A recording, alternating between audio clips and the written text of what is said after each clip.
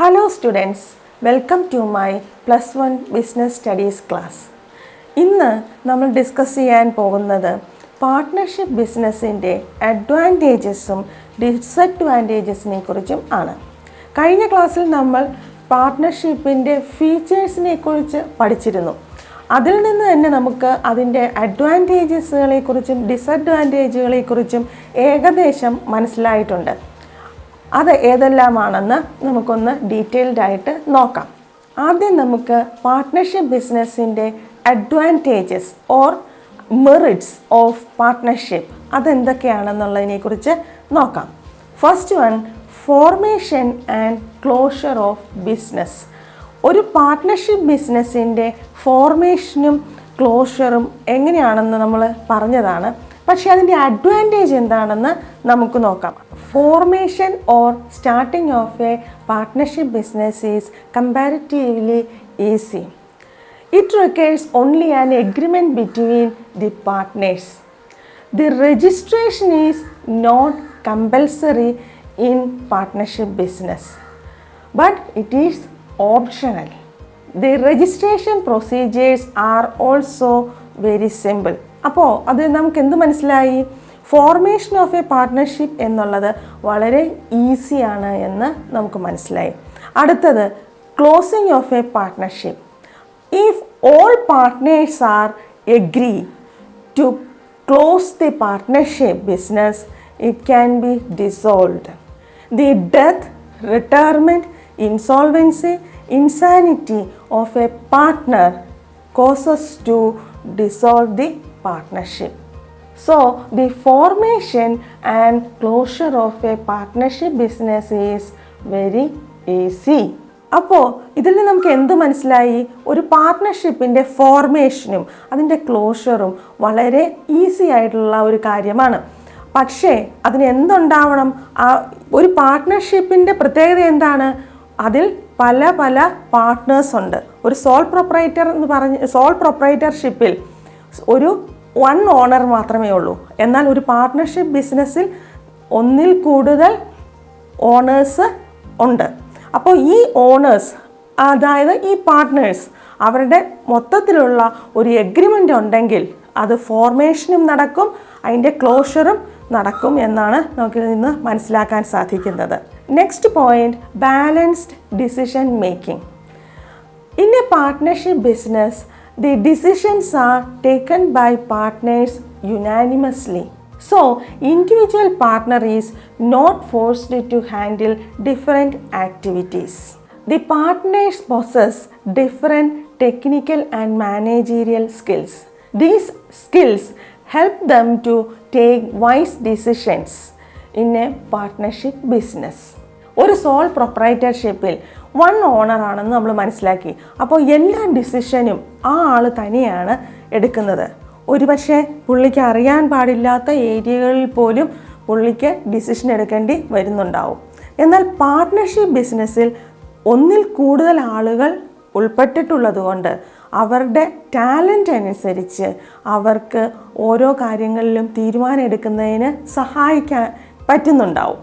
ഇത് സോൾ പ്രൊപ്പറേറ്റർഷിപ്പിനെ അപേക്ഷിച്ച് പാർട്ട്ണർഷിപ്പിനുള്ള വലിയൊരു ഗുണമാണ്. Next point is more fund. ആ പോയിന്റിൽ നിന്ന് തന്നെ നമുക്ക് അതെന്താണെന്ന് മനസ്സിലാക്കാം. In a partnership business, the capital is contributed by number of partners. This makes it possible to raise large amount of fund compared to sole proprietorship. എന്തുകൊണ്ടാണ് അങ്ങനെ ഉണ്ടാവുന്നത്? സോൾ പ്രൊപ്പറേറ്റർഷിപ്പിൽ ഒരേ ഒരു ഓണർ അയാൾക്ക് പറ്റുന്ന രീതിയിലുള്ള ക്യാപിറ്റൽ കോൺട്രിബ്യൂട്ട് ചെയ്യുന്നു. എന്നാൽ പാർട്ട്ണർഷിപ്പ് ബിസിനസ്സിലോ പാർട്ട്നേഴ്സ് എല്ലാവരും, ഓരോ പാർട്ട്നേഴ്സും ക്യാപിറ്റൽ കോൺട്രിബ്യൂട്ട് ചെയ്യുന്നു. അപ്പോൾ അത് ഒരു വലിയ എമൗണ്ട് ആയിട്ട് മാറുന്നു. If they want additional capital or fund, they can admit one or more new partners to business. Loss suffered by the business or firm is shared by all the partners. This reduces the individual risk. ഇതുകൊണ്ടുള്ള main advantage എന്താണെന്ന് വെച്ചാൽ, it reduces the anxiety, stress of individual partners. അതുകൊണ്ട് ഈ സ്ട്രെസ്സും സ്ട്രെയിനും ഒക്കെ കുറയുന്നത് കൊണ്ട് ഉണ്ടാകുന്ന ഒരു ബിസിനസ്സിനുണ്ടാകുന്ന പ്രയോജനം എന്താണ്? This encourage partners to undertake risky business. Secrecy. A partnership business is not legally required to publish its accounts and report to the public. അതുകൊണ്ട് എന്താണ് ഉള്ള ഗുണം? ഒരു ബിസിനസ്സിൻ്റെ വളരെ പ്രധാനപ്പെട്ട രഹസ്യങ്ങൾ, അങ്ങനെ പല കാര്യങ്ങളും പബ്ലിക്കിനെ അറിയിക്കേണ്ടാത്ത പല കാര്യങ്ങളും നമുക്കതുകൊണ്ട് അറിയിക്കാതിരിക്കാൻ സാധിക്കും. പക്ഷേ മറ്റ് പല ബിസിനസ്സുകൾക്കും അവരുടെ അക്കൗണ്ട്സും റിപ്പോർട്ട്സും, ആനുവൽ അക്കൗണ്ട്സും റിപ്പോർട്ട്സും പബ്ലിക്കിൻ്റെ മുമ്പിൽ പബ്ലിഷ് ചെയ്യേണ്ട ആവശ്യമുണ്ട്. എന്നാൽ പാർട്ട്ണർഷിപ്പിൻ്റെ ഒരു അഡ്വാൻറ്റേജ് എന്ന് പറയുന്നത് അവരുടെ അക്കൗണ്ട്സും റിപ്പോർട്ട്സും ഒക്കെ വളരെ സീക്രസിയോടെ സൂക്ഷിക്കാൻ അവർക്ക് പറ്റുന്നു. അതുകൊണ്ട് ബിസിനസ്സിന് അതുകൊണ്ട് പല രീതിയിലുള്ള ഗുണങ്ങളും ഉണ്ടാവും. കോമ്പറ്റീറ്റേഴ്സിൽ നിന്ന് ഇതൊക്കെ മറച്ചു വെച്ചാൽ അവർക്ക് വളരെ ഗുണമുണ്ടാകും. പാർട്ട്ണർഷിപ്പിൻ്റെ മെയിനായിട്ടുള്ള അഡ്വാൻറ്റേജസുകൾ നമ്മൾ ഡിസ്കസ് ചെയ്തു. അതുപോലെ തന്നെ പാർട്ട്ണർഷിപ്പിന് കുറച്ച് ഡിസഡ്വാൻറ്റേജസ് അല്ലെങ്കിൽ ഡീമെറിറ്റ്സ് ഉണ്ട്. അതിൻ്റെ മെയിനായിട്ടുള്ള കാര്യങ്ങൾ നമുക്കൊന്ന് ഡിസ്കസ് ചെയ്യാം. First one is unlimited liability. അത് സോൾ പ്രൊപ്രൈറ്ററിലെ പോലെ തന്നെ പാർട്ട്ണർഷിപ്പ് ബിസിനസ്സിലും അൺലിമിറ്റഡ് ആയിട്ടുള്ള ലയബിലിറ്റിയാണ് പാർട്ട്നേഴ്സിനുള്ളത്. In a partnership business, partners are liable for the debt or liability of the firm to an unlimited extent. They are liable to repay the debts. Even the private property of the partners will also be affected by the debt and liability. അപ്പോൾ ഒരു partnership ബിസിനസ്സിലെ പാർട്ട്നേഴ്സിൻ്റെ liability എന്ന് പറയുന്നത് unlimited ആണ്. അത് അവരുടെ private പ്രോപ്പർട്ടിയെ വരെ ബാധിക്കും.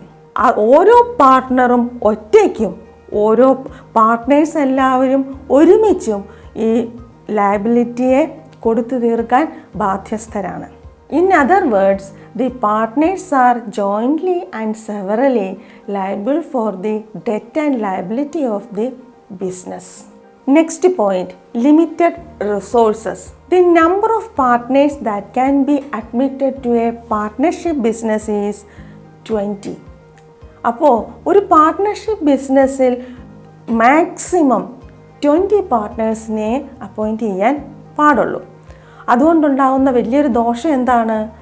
ഓരോ പാർട്ട്നേഴ്സും കൊണ്ടുവരുന്ന അവരുടെ ഷെയർ ഓഫ് ക്യാപിറ്റൽ, അതാണ് ഒരു ബിസിനസ്സിൻ്റെ ക്യാപിറ്റൽ.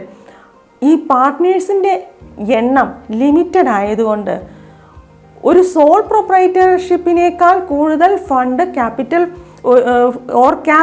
കൊണ്ടുവരാൻ ഒരു പാർട്ട്ണർഷിപ്പിന് സാധിക്കുമെങ്കിൽ കൂടി ഒരു പാർട്ട്ണർഷിപ്പിനെ സംബന്ധിച്ചിടത്തോളം ഒരു ലാർജ് സ്കെയിൽ ബിസിനസ്സിലേക്ക് പോകാൻ സാധിക്കില്ല.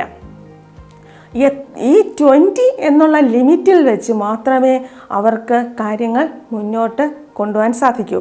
അതുകൊണ്ട് എപ്പോഴും പാർട്ട്ണർഷിപ്പ് ബിസിനസ്സിൻ്റെ സൈസ് അതിനൊരു ലിമിറ്റ് ഉണ്ടായിരിക്കും. Next point, possibility of conflict. എന്തുകൊണ്ടാണ് അങ്ങനെ ഒരു കോൺഫ്ലിക്റ്റ് എന്നുള്ള ഒരു സാഹചര്യം ഉണ്ടാകുന്നത്? The partnership is run by group of persons. ഒരു ഗ്രൂപ്പ് ഓഫ് പേഴ്സൺസ് ഒരിക്കലും ഒരേ സ്വഭാവമുള്ളവരായിരിക്കില്ല. അതിൽ ഓരോരുത്തർക്കും ഓരോ സ്വഭാവമാകും.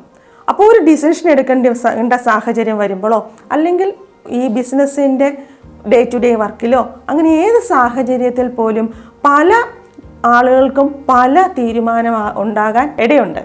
This can result in termination of the partnership business. Next point is lack of continuity. Partnership come to an end with death, retirement, insolvency, insanity of any partner. It may result in lack of continuity. അപ്പോൾ ഒരു പാർട്ട്ണറുടെ retirement ആവാം, death ആകാം, insolvency ആകാം, insanity ആകാം. ഇതിൽ നിന്നെല്ലാം എന്ത് സംഭവിക്കാം? ഒരു പാർട്ട്ണർഷിപ്പിൻ്റെ അവസാനം ആയിത്തീരാം. പക്ഷേ the remaining partners can enter into a new agreement and continue to run the business. Next point, lack of public confidence. എന്താണ് പബ്ലിക് കോൺഫിഡൻസ് ഇല്ലാതെ ആവാനുള്ള സാഹചര്യം? നമ്മൾ അഡ്വാൻറ്റേജിൻ്റെ കാര്യത്തിൽ പറഞ്ഞു, പാർട്ട്ണർഷിപ്പ് ബിസിനസ്സിൻ്റെ അക്കൗണ്ട്സ് ആൻഡ് റിപ്പോർട്ട്സ് പബ്ലിക്കിൻ്റെ മുമ്പിൽ പബ്ലിഷ് ചെയ്യേണ്ട ആവശ്യമില്ല എന്ന്. അതുകൊണ്ട് എന്താണ് സംഭവിക്കുന്നത്? ഈ ബിസിനസ്സിനെ കുറിച്ചുള്ള ഒരു ധാരണ അല്ലെങ്കിൽ അവരുടെ ഇപ്പോഴത്തെ അവസ്ഥ, അവരുടെ ഇപ്പോൾ എന്താണ്, ലാഭത്തിലാണോ നഷ്ടത്തിലാണോ, ഇതിൽ ആരൊക്കെ പാർട്ട്നേഴ്സ് ആയിട്ടുണ്ട് എന്നുള്ളതിനെക്കുറിച്ച് പബ്ലിക്കിന് ഒരു അവെയർനെസ് ഉണ്ടാവില്ല. ഈ അവെയർനെസ്സിൻ്റെ കുറവ് കൊണ്ട് എന്താ പറ്റുന്നത്? ഒരു പാർട്ട്ണർഷിപ്പിനെ കുറിച്ചുള്ള പബ്ലിക്കിൻ്റെ ഇമേജ് അതിന് കുറവുണ്ടാവും. അതാണ് ലാക്ക് ഓഫ് പബ്ലിക് കോൺഫിഡൻസ്. അതുകൊണ്ട് ബിസിനസ്സിലുണ്ടാവുന്ന പ്രശ്നം എന്താണെന്ന് വെച്ചാൽ അവരെക്കുറിച്ചുള്ള ഒരു ധാരണ പബ്ലിക്കിന് ഇല്ലാത്തത് കൊണ്ട് അതിലിടപെടാനോ പുതിയ പാർട്ട്ണർ ആവാനോ അല്ലെങ്കിൽ മറ്റ് അതിലെ കാര്യങ്ങൾക്കോ ഒരു പബ്ലിക്കിന് ഇൻട്രസ്റ്റ് കുറവായി തീരും. അത് പാർട്ട്ണർഷിപ്പ് ബിസിനസ്സിനെ സംബന്ധിച്ചിടത്തോളം ഒരു പോരായ്മയാണ്. അപ്പോൾ ഇന്ന് നമ്മൾ പാർട്ട്ണർഷിപ്പിൻ്റെ advantages or merits, disadvantages or demerits ഇതിനെക്കുറിച്ച് ചെറിയ തോതിലൊന്ന് ഡിസ്കസ് ചെയ്തു. അതിൽ നിന്ന് നമുക്ക് മനസ്സിലാക്കാവുന്ന കാര്യങ്ങൾ എന്താണെന്ന് വെച്ചാൽ, സോൾ പ്രൊപ്രൈറ്റർഷിപ്പിൽ ഉള്ള പല ദോഷങ്ങളെയും പാർട്ട്ണർഷിപ്പ് ബിസിനസ്സിൽ മാറ്റാൻ സാധിച്ചിട്ടുണ്ട്. കാരണം ഒരു ബിസിനസ്സിൻ്റെ വളർച്ചയുടെ ഭാഗമാണ് സോൾ പ്രൊപ്രൈറ്ററിൽ നിന്ന് പാർട്ട്ണർഷിപ്പിലേക്കുള്ളത്, ഒരു വളർച്ചയാണ്. അപ്പോൾ അതിനെ ഒരു സോൾ പ്രൊപ്രൈറ്റർഷിപ്പിൽ ഉണ്ടാകുന്ന ദോഷങ്ങളെ പരിഹരിച്ച് പാർട്ട്ണർഷിപ്പ് ബിസിനസ്സിനെ സൃഷ്ടിച്ചു. അതിന് പക്ഷേ പലതരത്തിലുള്ള ഡിമെറിറ്റ്സും നമുക്ക് കാണാൻ സാധിച്ചു. അതിനെയെല്ലാം അവോയ്ഡ് ചെയ്യുന്ന രീതിയിലാണ് ഇനി മുന്നോട്ടുള്ള പല രീതിയിലുള്ള ബിസിനസ്സുകൾക്കും ഉള്ളത്. നമുക്ക് ഇനി പഠിക്കാനുള്ളത് പാർട്ട്ണർഷിപ്പ് ബിസിനസ്സിലെ പലതരത്തിലുള്ള പാർട്ട്ണർഷിപ്പുകൾ, കൂടാതെ പല തരത്തിലുള്ള പാർട്ട്നേഴ്സ്, ഇതിനെക്കുറിച്ചാണ് നമുക്കിനി ഡിസ്കസ് ചെയ്യാനുള്ളത്. അത് വളരെ ഡീറ്റെയിൽഡ് ആയിട്ട് പറയേണ്ടതുകൊണ്ട് അടുത്ത വീഡിയോയിൽ നമുക്കത് ഡിസ്കസ് ചെയ്യാം. പാർട്ട്ണർഷിപ്പ് ബിസിനസ്സിൻ്റെ അഡ്വാൻറ്റേജും ഡിസഡ്വാൻറ്റേജിനെ കുറിച്ചും ഏകദേശം നിങ്ങൾക്ക് ഒരു ധാരണയായി കാണുമെന്നാണ് എനിക്ക് തോന്നുന്നത്. ഇത് വളരെ ഇമ്പോർട്ടൻ്റ് ആയിട്ടുള്ള ഒരു പോയിൻ്റാണ്. അത് തീർച്ചയായിട്ടും എക്സാം ഓറിയൻറ്റഡ് ആയിട്ടുള്ള ഒരു ഭാഗമാണ്. പാർട്ട്നേഴ്സിനെ കുറിച്ചും പാർട്ട്ണർഷിപ്പിനെ കുറിച്ചും നെക്സ്റ്റ് വീഡിയോയിൽ ഡിസ്കസ് ചെയ്യാം. Okay, thank you.